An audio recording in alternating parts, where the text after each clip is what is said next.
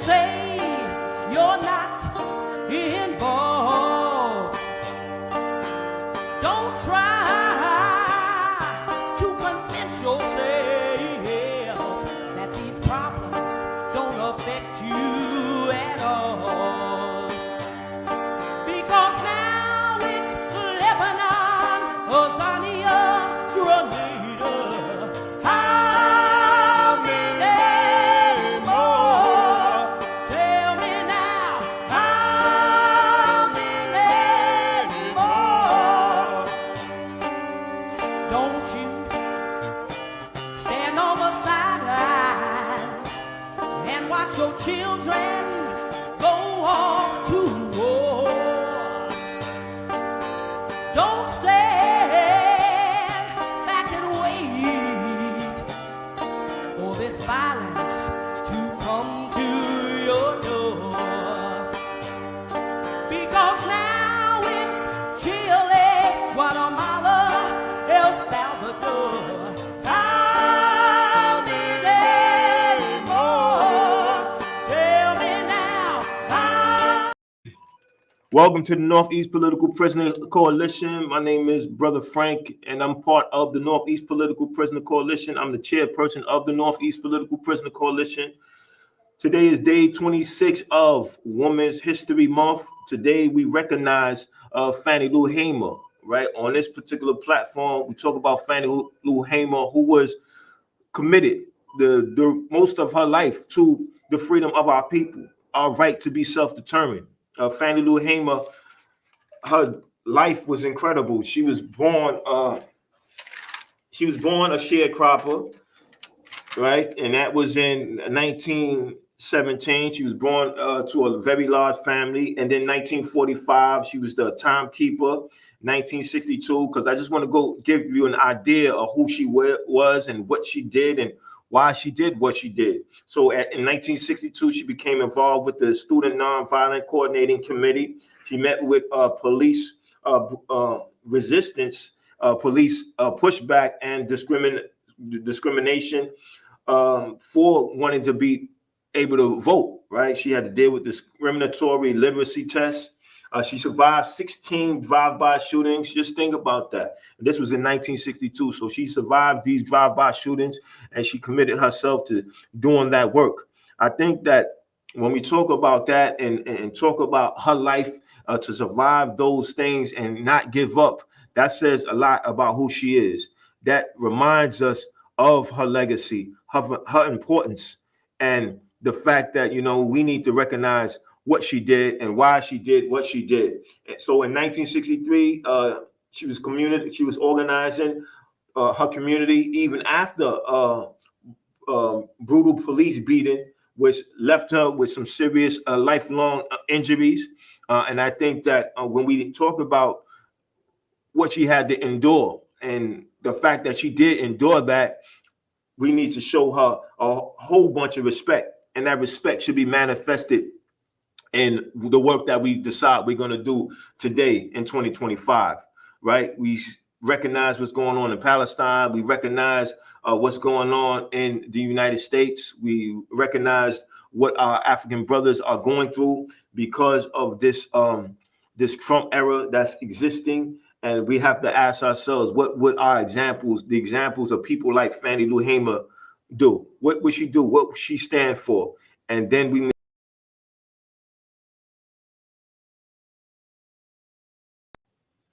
to show our respect. And in 1964, she ran a campaign for Congress, right? Even though it didn't come out the way that she wanted it to turn out, she didn't give up. She knew that she had to continue to fight. She had to do something. She had to stand up. In 1965, you know, Lyndon Johnson signs the Voting Rights Act into law, but she didn't get relaxed. She committed herself to continuing the fight. She was very committed. And I think that, you know, one of the reasons that we bring up people like Fannie Lou Hamer is that we have to study our history. We have to study our past. We have to start recognizing that we have to make a certain level of sacrifices when we're going to talk about freeing our political prisoners, doing that serious work. that much needed work. For instance, Mumia Abu Jamal, his birthday is next month. They'll have their annual celebration and recognition of him, and they'll continue that campaign. And when I say them, I'm talking about grassroots organizations that are fighting for his freedom, that are fighting for him not to die in prison. So we have enough time to prepare ourselves to make time to be a part of this continuous work. In 1969, right? Fannie Lou Hamer did not give up. She created Freedom Farms, an agricultural and economic development project to support impoverished Black families. That one holds dear to me. I currently work for a nonprofit organization that gives food to a number of families free. And I think that, that allows me to understand the love and the passion that Fannie Lou Hamer had, right, to be able to focus on these farms. And her sharecropping background, she know the value of the land. So I know that in 2025, when we go in our Black communities and we look at the reduction of Black people in our communities, we start to understand that there is a process taking place. This process, they want us to accept as gentrification, as, the process of progress, but in actuality, is ethnic cleansing. We're being ethnically removed from our community. Fannie Lou Hamer was serious about standing to injustices, and obviously, ethnic cleansing, gentrification is indeed an injustice. And she didn't stand for it. She was a Christian. She was a woman of faith, but she knew that, you had to get into action. You had to get into motion. You had to organize the people. You could pray, but for so long, but at some point, you're going to have to take some serious action.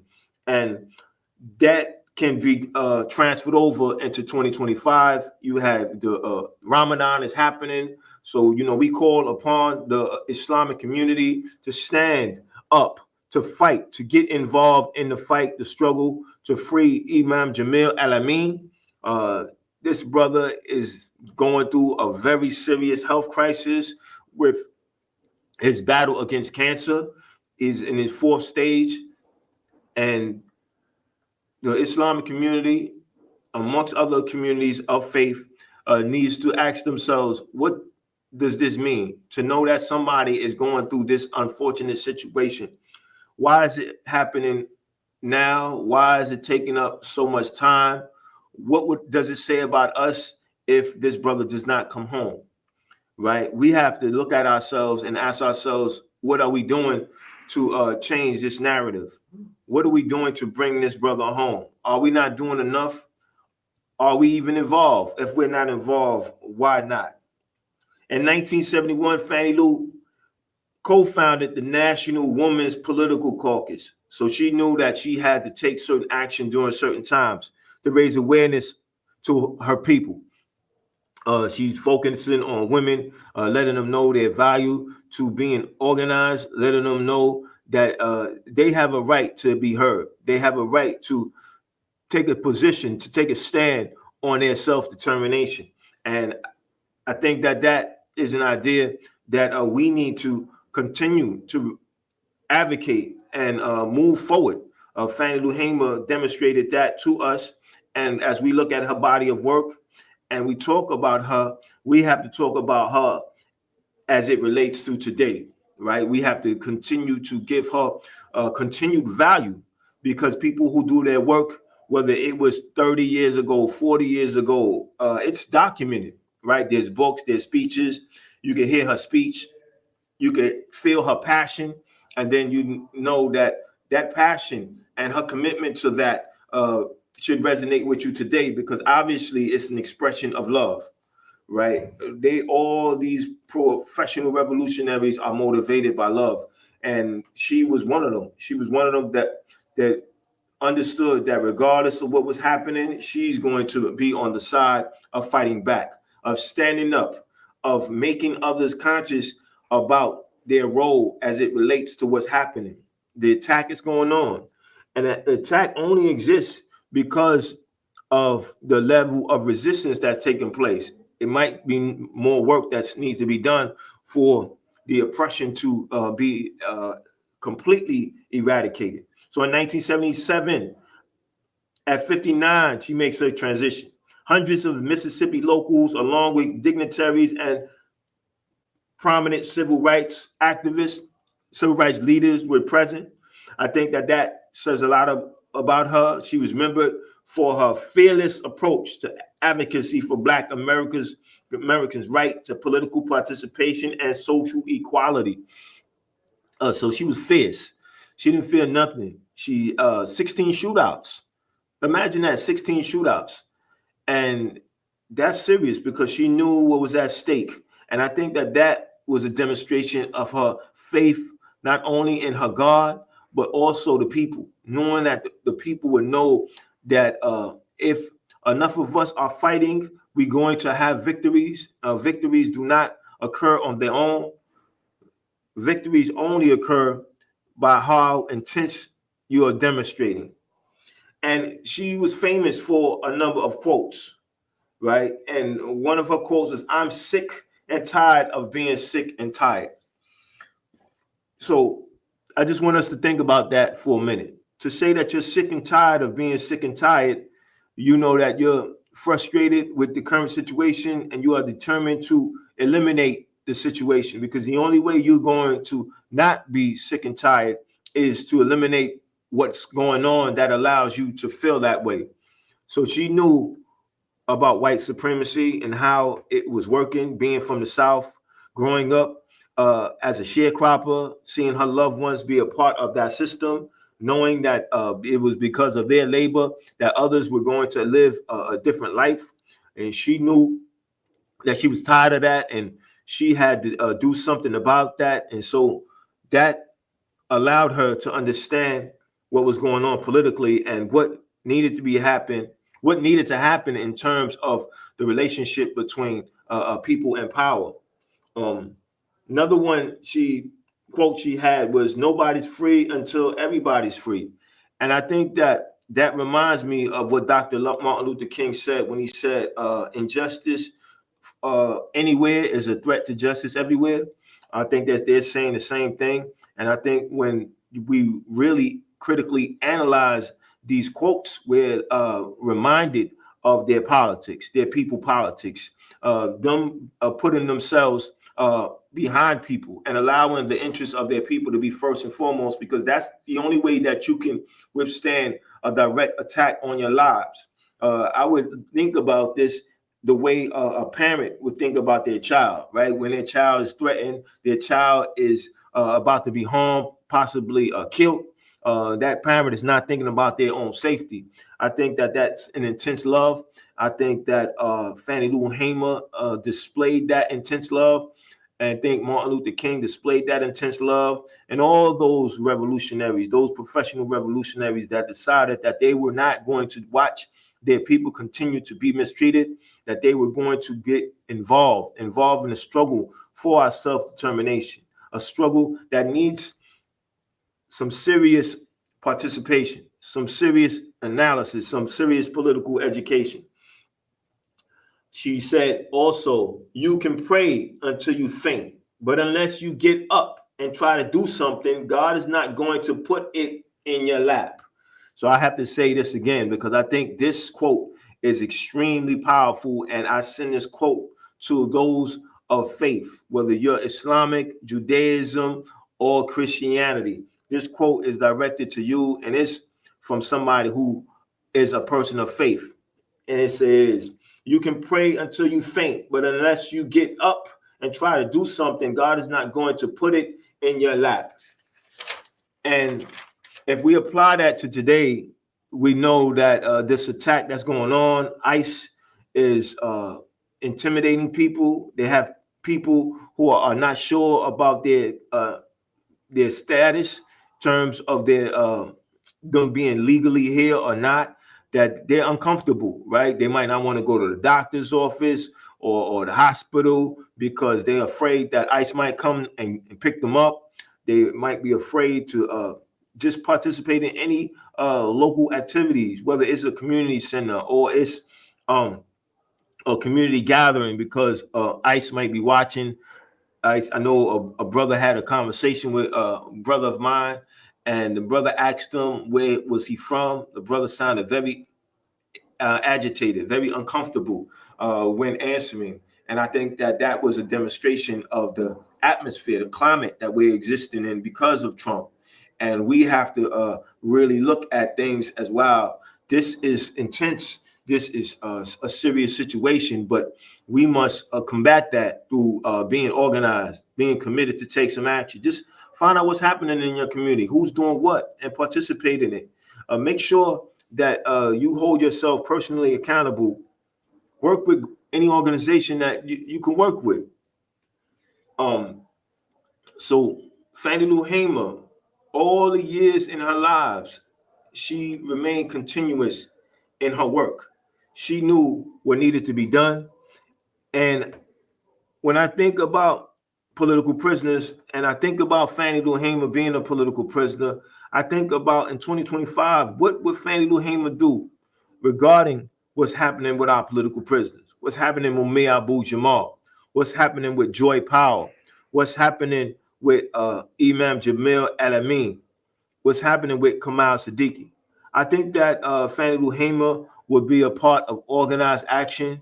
She would join those who are doing work.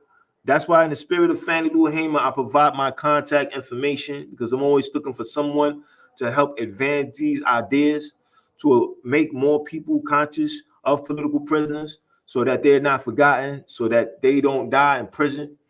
Because, like I said before, that what happens if a political prisoner is forgotten and dies in prison? Is that inspiring for the next generation of people who are told that they need to be involved in political affairs? That the only thing that politics and being political means is that you identify the relationship between people and power. Power dictates what's going to happen in your lives each and every day of your life. Politics isn't everything. So don't think that just because you say you're not political or you're not into that political stuff that you're clear, that you are in the safe, that police brutality won't affect you or your children or their children, that everything is okay, everything is all right. That's far from it. But we all have to be educated. And that's why I make my commitment to be on this platform every Wednesday to talk about political prisoners, to visit political prisoners, to organize people to visit political prisoners.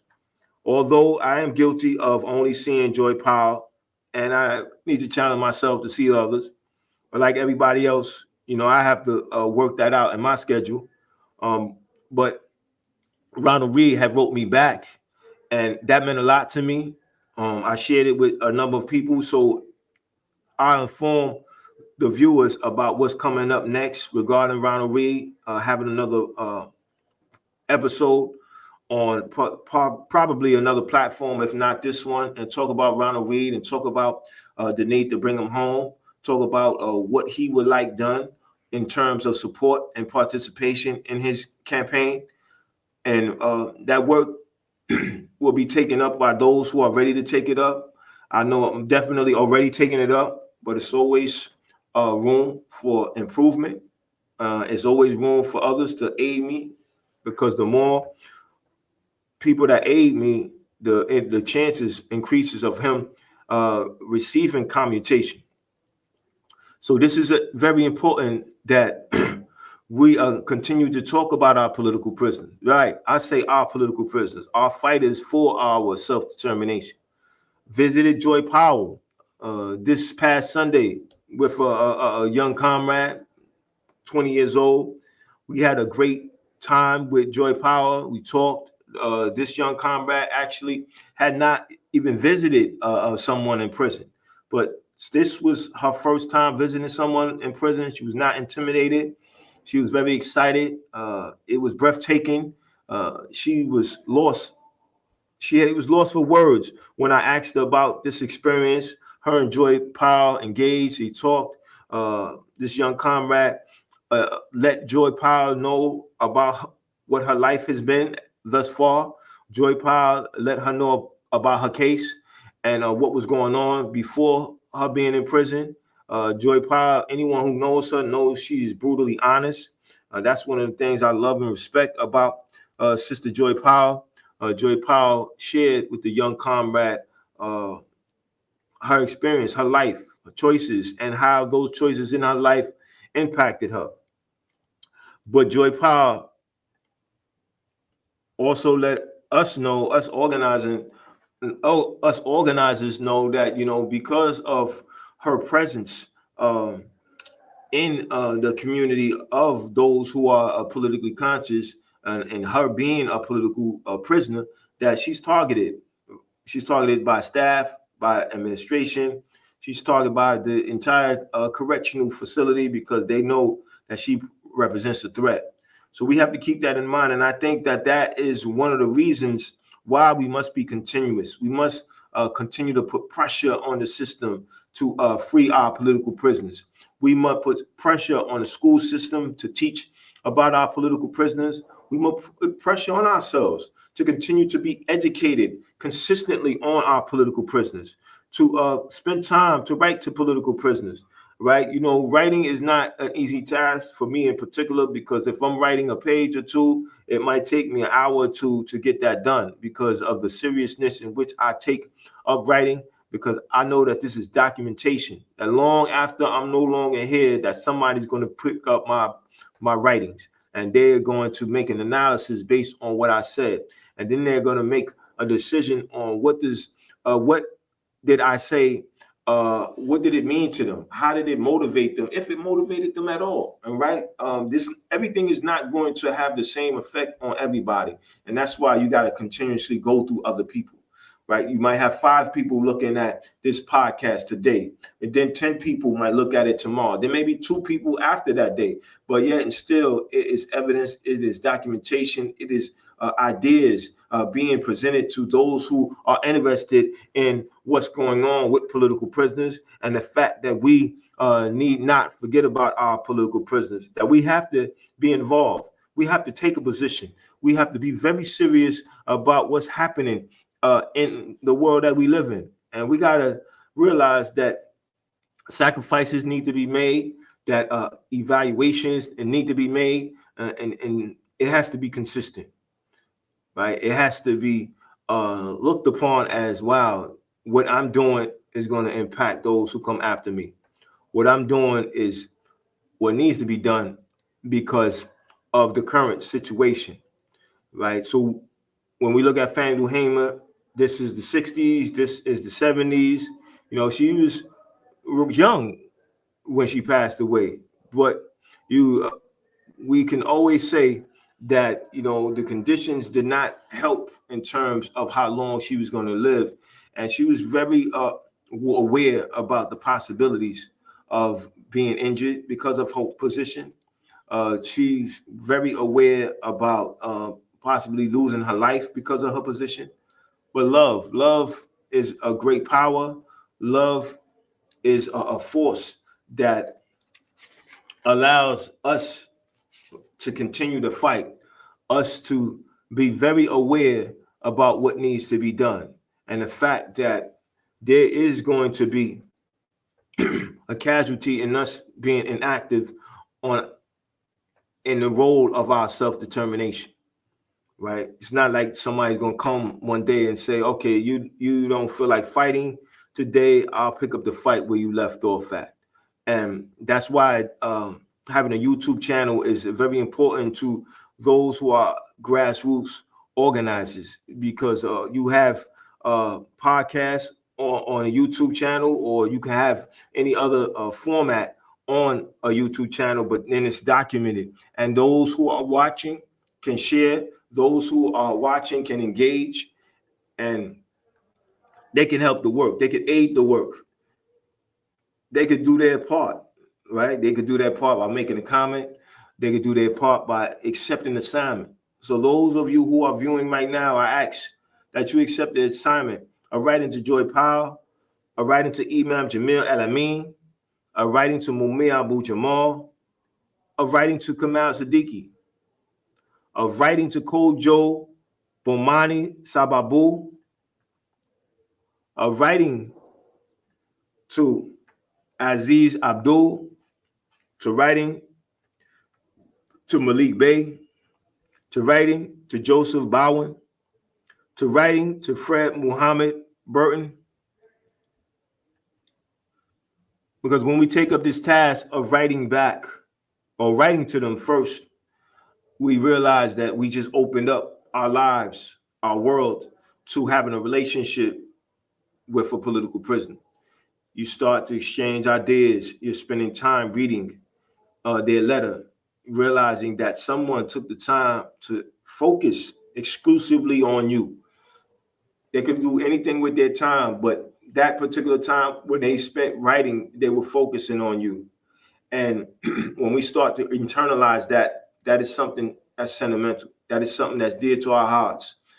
This relationship now becomes like the relationship you have with any family member.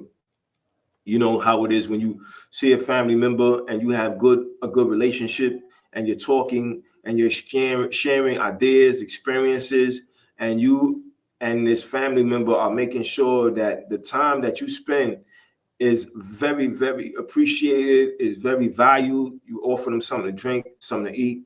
Those are expressions of love. It's caring, it's generosity, is letting them know that you are appreciated. And that's exactly what a letter to a political prisoner does. It allows them to know that they are appreciated, that they are thought of, they're not forgotten. And just imagine how much it lifts them up. I know that when I read Ronald Reed's letter, I was in a good mood, but it put me in a great mood. It put me in a mood that confirmed that my work is appreciated and needed, right? Because if I don't write Ronald Reed, that's one less person involved, and that's one less opportunity that that person has of coming home. Because we need to look at each one of us as being an opportunity of a person going home. So if you have 10 people writing, 10 people participating, then those represent a possibility of this person coming home. Now, if those numbers double, now the chances of this person coming home increase, because these people are dedicating their time, bringing in creativity, are coming up with different ways in which the work should be done. And that's why I say your chances are increasing. And we need to see it that way, because we don't want to overlook the importance and the power of what we're doing. And that's exactly what Fannie Lou Hamer was about. She was about consistency. She was about different formations. She was about directing attention where it should be. She was about perseverance. She was about gratitude, right? Knowing that the work that she was doing is not work that's new. It's work that was done before. I know Fannie Lou Hamer was aware of Marcus Garvey and Harriet Tubman and those others who existed before or during that time. And she knew that that example was given to her for a reason. And she has to show appreciation by that example. And what's the best way, the sharpest way to show appreciation? Is participation. Participating in organized action, participating in demonstrations, writing for an article. Even if you write a post about political prisoners, that's your participation. That's you taking a position regarding a political prisoner. Because us not taking a position only says that these people are criminals. These people are not captured freedom fighters. These people are people who are engaged in criminal affairs. They're criminals, they're terrorists. We shouldn't just forget about them and just be happy with the lives that we have now and try to make our lives better. But truly, the only way our lives is going to get better is by our self-determination being protected, our understanding of what self-determination is, our right to exist on our own terms. We can't take our self-determination lightly. So with that being said, in the spirit of Fannie Lou Hamer, stand up, fight back, participate. Don't let political prisoners die in prison. Don't let political prisoners be forgotten. Don't let political prisoners be ignored. Ever see Indians live proud and free before the oppressors' slavery? Black people